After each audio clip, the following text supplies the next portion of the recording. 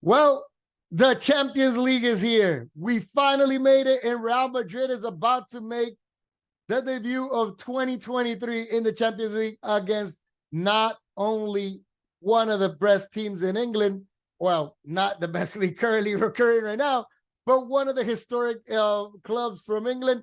But this was actually the rematch from the final of Champions League in 2022. And we're talking about Liverpool Football Club versus Real Madrid, and we're going to Liverpool. So you can't miss this next show because it's going to be on fire, baby.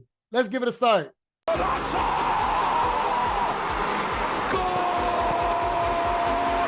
Muy bueno, mi gente, aquí nos encontramos nuevamente en otro programa de fútbol con Bamba. Dentro del área, golpea Petit, Zidane y gol. Ha marcado Zidane el 1-0 para Francia.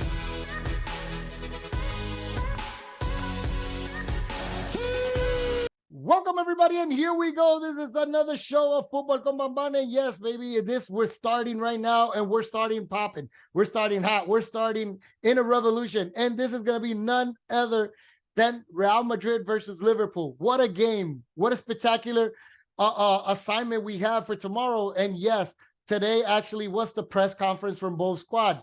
We actually found out, and I'm going to actually summarize a little bit about what happened in the Spanish side of this of the press conference. I won't be able to show you a little bit about that side because it will bore you pretty much if you're not understanding, and I don't have subtitles in English for you guys. However, I am your personal subtitles. So here we go.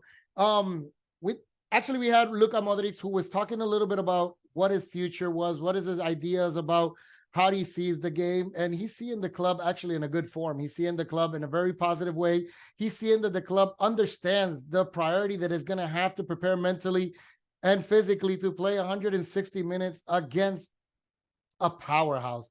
And we're talking about none ever, not 160 minutes, 180 minutes, I'm sorry, against a powerhouse. And we're talking about Liverpool. We know already how much Liverpool has been an amazing squad. Obviously, this year has not been one of the best years. Once they lost Luis Diaz, it has been a very downfall. And obviously, Darwin Núñez has not been stepping up to the stage as they were expected with him. However, we are seeing a little bit about Salah coming back, making a couple plays. We're seeing Darwin Núñez on the last game scored, but he felt injured. So it's a little remote about questionable how he will feel. I don't think he will be 100% tomorrow. However, today he did practice on the squad. But what we can say about Luka Modric, he was talking a little bit about what he thinks about retiring, if he thinks he's going to renew his contract with Real Madrid. He said, and he mentioned on the press conference, that he's not worried about this. They have not discussed with the club about yet another opportunity about renewing his contract. However, this is the same scenario as last year. This is none different. There will be enough time to actually talk. We're only halfway around the season. And he's saying he's not concerned about renewing with the club. He knows that he's given everything to the club. And right now, he will get renewed only if the club thinks that he deserves it. And he says he does not want to give in. He wants to deserve and earn an extension contract for him for another year in Real Madrid. However, besides that, he did talk about that he's not thinking about retiring from the national team either. He wants to play at least the competition of the Nation League. And then from there, he did mention and clarify that Real Madrid has never put an obstacle for him either time about him participating with the national team, that this has always been the motto of Real Madrid, that if any player wants to play for the national team, they have their green light, and they will never put an obstruction for that. So that's always positive about definitely Luka Modric actually explained on the press conference. And last but not least, one of the interesting questions that he had was they did ask him a question about, did he think he did a mistake by coming back from the World Cup and immediately not resting and starting to play immediately? However, it's interesting because Luka Modric did accept and that he might have made a little bit the mistake about coming right back from the World Cup and thinking that he will continue in the same rhythm. And he did find out that, he started getting a little bit of fatigue. He needed a little bit of rest. He needed to modify himself, things that he didn't do. But now he's at a point that he's starting to getting back in track. He feels wonderful. He feels like he's back again to the same level that he left for the World Cup. So therefore, that is positive news for Real Madrid. And then from there, we went to Carlos Ancelotti, because Carlos Ancelotti is always diplomatic. He's always very nice about, his way to conversate and chat about, his way about going with the club. And he did give his proper honors to Liverpool, understanding that this is not an easy game. Anybody who thinks that Liverpool is going to be a gimme is actually mistaken. We're talking about the two clubs that actually made it to the final in Champions League last year, and that's not an easy task. So we all know everything that has to be going in order to make it there. And Real Madrid and Liverpool has met on the European Cup in 3 occasions, 2 of them since the format of the Champions League, and 1 of them at the format that it was just the European Cup. And we're talking about that they've met with each other in 9 occasions. But I'll give you a little bit more stats after I finish up about what Carlos Ancelotti was talking about. Carlos Ancelotti did give in the press conference that Karim Benzema is actually healthy. He's doing good. He didn't participate in Osasuna. He was feeling a little tired on the muscles.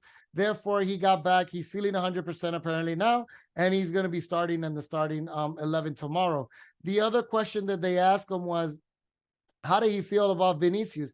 If he feels that Vinicius on this type of tournaments has grown up, especially against a club like Liverpool, because the last 3 matches that he's had against Liverpool, he's been able to score and he's been able to actually be very effective and a headache for the defense and the squad of Liverpool. And Carlo Ancelotti just said that Vinicius is just a gifted player, and we're so privileged about having a player like him in our squad.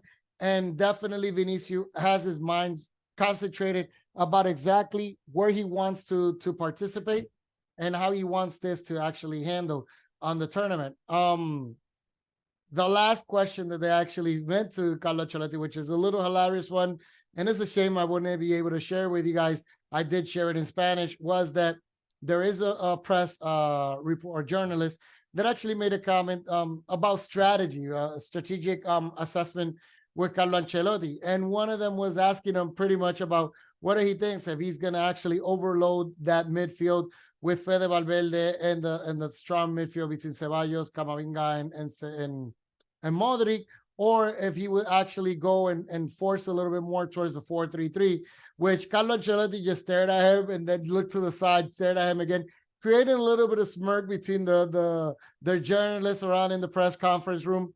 And then it comes out to say that he said, that's what I'm thinking. That's exactly what I'm thinking. I have no idea yet. I still have to come up and figure out what strategy I do want to come out tomorrow in the game. But I'm glad I'm not the only person thinking this. Now I see that you are the same concern as me. So, brought a little bit of a joy. And that's the type of person that Carleto is and everything. So, it's very interesting. It's a bless to actually have him here in the squad.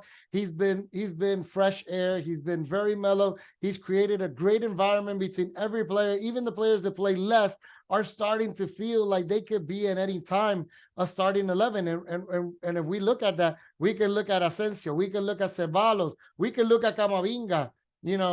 All of them have been able to evolve and come from the bench and proven and earned their spot to be able to be in the starting 11. So therefore, it is positive to have Ancelotti coming and maintaining this group. And we saw that this same scenario happened when they won the 10th Champions League on the first round that Carlo Ancelotti actually had that squad. And then we saw that the formula, Zidane had something similar the first year going out. And with that formula, he won 3 champions in a row. So, it's definitely not a bad formula that he's bringing up to the table. Carlo Ancelotti last year was the champion of Champions League and the league, so it's very interesting. Maybe that formula works. Maybe it doesn't. I don't know. We don't know yet what Carlo Ancelotti is going to be as next year. However, we'll conversate a little bit about that. But now I want to share with you guys a little bit, because the first, I'll leave you with a short clip about the press conference from Jurgen Klopp. And basically the first question was, what did he thinks about Real Madrid? So let's enjoy a little bit about what he answered about that. One of the biggest clubs in the world, most successful clubs for sure. Won this competition, I don't know how often, and super experience. And our own story now, just recently, if you want. So we played this final in Paris, and I didn't watch it back since then. until this weekend. So and the thing I realized immediately, now I know why I didn't watch it back. So, but I had to have a proper torture because we played a good game and we could have won the game, and that's a decisive goal. We could, because we didn't. They scored a decisive goal, we didn't, and that was the reason. You could see in this game how experienced Madrid is, how little they are fussed by the fact when the other team has chances. They don't lose confidence in 1 second. They know our chance will come. They are there for that. Then they defend with legs, deep defending together. So this is this team, and that's the competition, and that's what you can learn from them.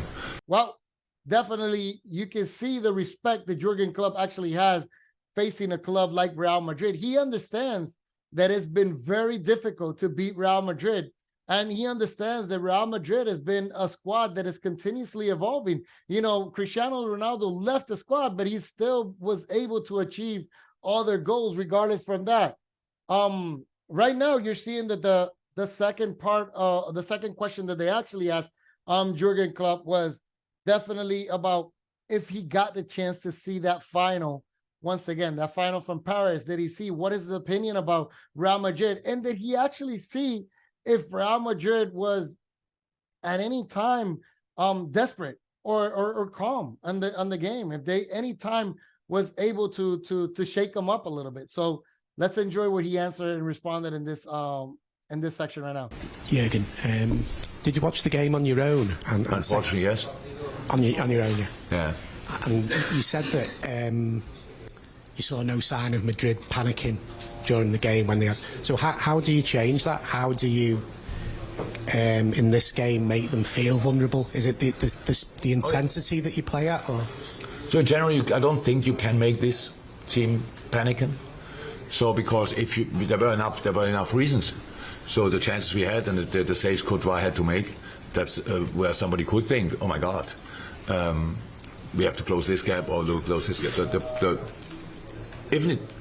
What it looked like, what held us a little bit back was the fact that it's a final.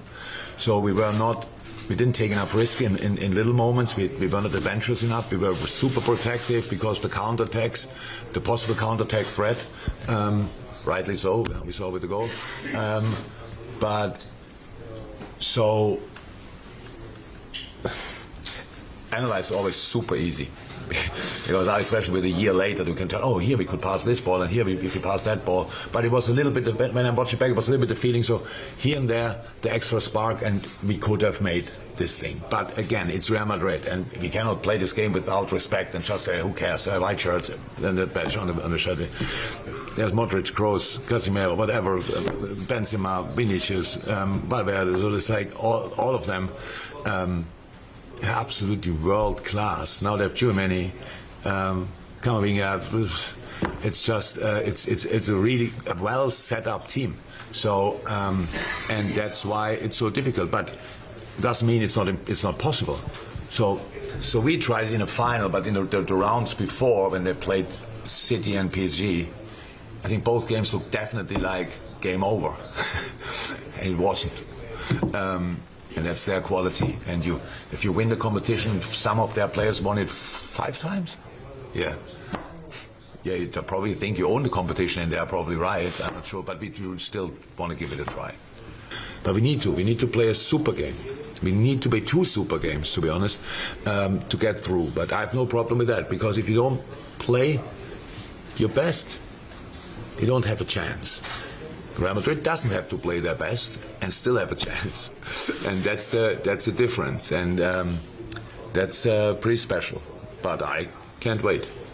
Well, as you can see right there, you know, Jurgen Klopp understands that he had the opportunity to win that final, and he did mistakes. But as he mentioned pretty much on the press conference, you know, it's so easy to analyze the game a year after it passed. You know, the squad definitely was in the A moment. Real Madrid was coming on every sequence, coming back consistently and saying, you know, when everybody gave them for lost, they come up and they actually excelled and actually made it to happen to the next round. Now, that made them win the trophy number 14 in that part of the tournament. Now we'll see exactly what he thinks about Darwin Núñez, because as I mentioned a little bit earlier, Darwin Núñez was seen already today training with the squad. He's actually there. He doesn't feel 100%, but he was training. Therefore, it gives us the impression that he's going to be participating tomorrow. It's an important game. It's actually the only trophy that I think Liverpool actually has available to try and achieve. So therefore, it's so important and crucial for them to not get eliminated or to lose this advantage of home field to Real Madrid tomorrow. So therefore, let's listen a little bit about what he thought about Darwin Núñez, if he's going to play or not play tomorrow. Just checking team news, how's Darwin? Any chance that he'll be available to play? There's a chance. From all the possible scenarios, apart from being absolutely nothing, that's not the case. We have to see how he can deal with the pain. And when we know that, we have to make a decision.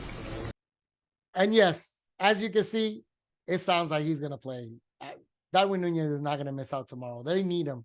He scored last game. He's playing a little bit better. I know he has not been the player that they expected once they paid the amount of millions of dollars the pounds that they paid for him. However, he's still a professional. He's still a lethal weapon, and anytime he could be the game breaker for the team. So his presence in the game is actually going to bring enough strategy for the opposing team to always take him seriously. Now, and this last question that I'm going to present with you guys and share with you guys as a clip, we're going to see how Jurgen Klopp was asked about the case of Vinicius. And the problem that's happened is that in the Spanish league, as you probably known already from previous shows that I've done, Vinicius has been consistently exposed to racial slurs, to, all these things about racism. And at the same time, they all blame him that he's an instigator and he's a provocative person. Well, instigator, it sounds better than that one. But, so this reporter from Spain decides to try to see what Europe thinks about Vinicius. Or they have the same opinion about Vinicius, about being an instigator inside the field that creates that people respond the way that they respond with him, like trying to hit him. Actually, in the league, Vinicius has over 80 fouls. That's been the most fouls that a player has received in all the top 5 leagues. It's an impressive amount of part that, it's like a bullseye on his part, but it's unfortunate that the majority of these fouls occur only in the league games, in the league. It does not occur when we go to European, but right now I want to see what Jurgen Klopp answers, and I want you to understand a little bit about how Jurgen Klopp sees Vinicius and how European sees Vinicius. I know, I understood the question. That he's doing something on the pitch which could cause, what kind of things happen to him? So people are, most of the time, There's yes. nothing in the world who could justify that. Exactly. Whatever he's doing on the pitch, I don't know, but it would be nothing. So I don't think.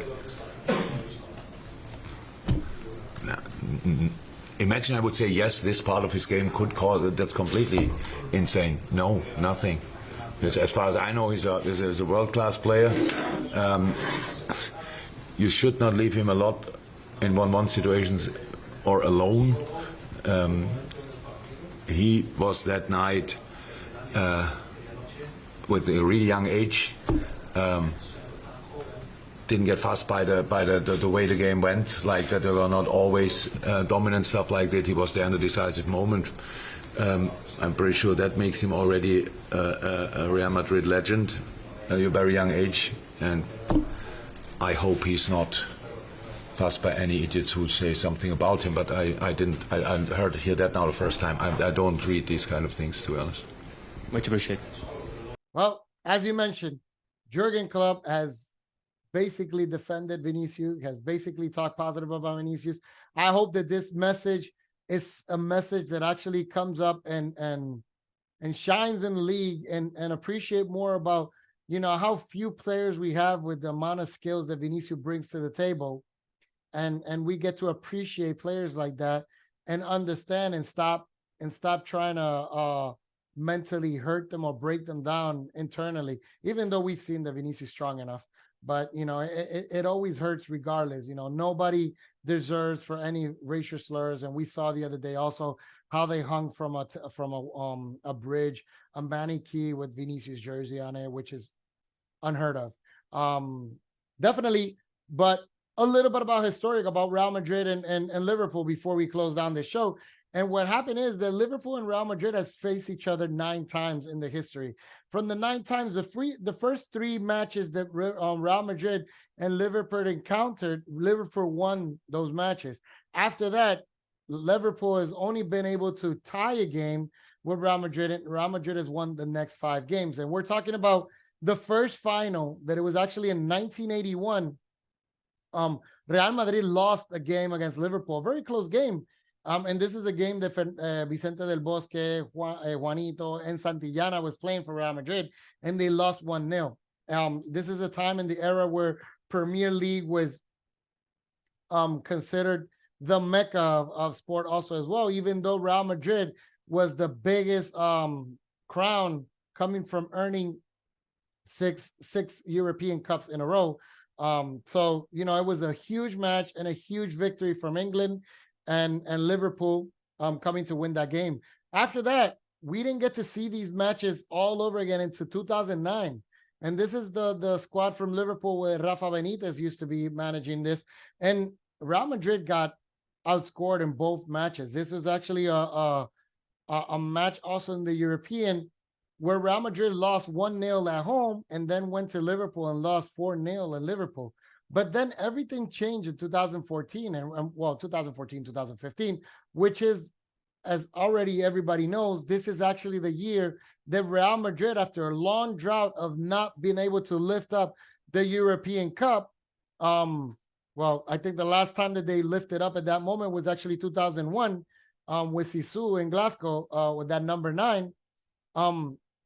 It comes out to be that it wasn't until 2014, 2015, that Carlo Ancelotti was managing the squad also and played this squad, and they beat Liverpool, beating Liverpool 3-0 at home in Liverpool, and then 1-0 in Bernabeu. So basically almost a rematch from the last time and the last score that Liverpool gave to Real Madrid. But then after that, and we know already, like I said and mentioned again, Real Madrid left up the cup number 10. But then after that, Real Madrid faces on 2017/2018, and this is Zidane actually managing Madrid. And this was the final, which will give, because that will happen eventually. It was actually a 3-1 game, Real Madrid winning. But this was a game, and this was a game, I think it was in Cardiff, if I don't mistake myself. This game actually, this is the part that Real Madrid won the 3rd time consecutive, you know, a Champions League Cup, something that is unheard of. This is something that nobody has ever repeated, and nobody has even gotten close to win 2 in a row since the tournament has called himself Champions League. So nonetheless, winning 3 cups in a row gives a great merit to Real Madrid. And of course, I know friends of mine will be talking about, oh yeah, we won the 6. Well, the 6 was also achieved by Bayern Munich. So, you know, it's an achievable goal, but winning 3 Champions League in a row, it's been impossible for every squad. So it's something that we're proud of as well, and we wanted to mention that. However, Real Madrid then after that met with Liverpool in 2 matches. One of them was actually in Valdebeba, which is the training facility for Real Madrid, because the new construction of the current stadium that Real Madrid is almost about to conclude this year and about to inaugurate this year, by that time was actually the pandemic time. So there was no fans inside the schedule, no in the field. And Real Madrid beat Liverpool 3-1 in that game at home, and then went to Liverpool and tied 0-0. Minding that if you would have heard the press conference from Klopp was very happy, at least about that moment, because he think that Liverpool actually gave enough that day to show that they deserve a victory, but they had a hard-earned and well-earned tie against Real Madrid. Now, the last matchup that they actually met was last year in the final of the Champions League, which I mentioned, this is the 3rd time they've met in the Champions League, Real Madrid winning 2 of them and Liverpool winning 1 of them. And Real Madrid won by a goal of Vinicius, which Jurgen Klopp actually spoke a little bit about his ideas about what he thought about that game in Paris. So there you have it, my friends.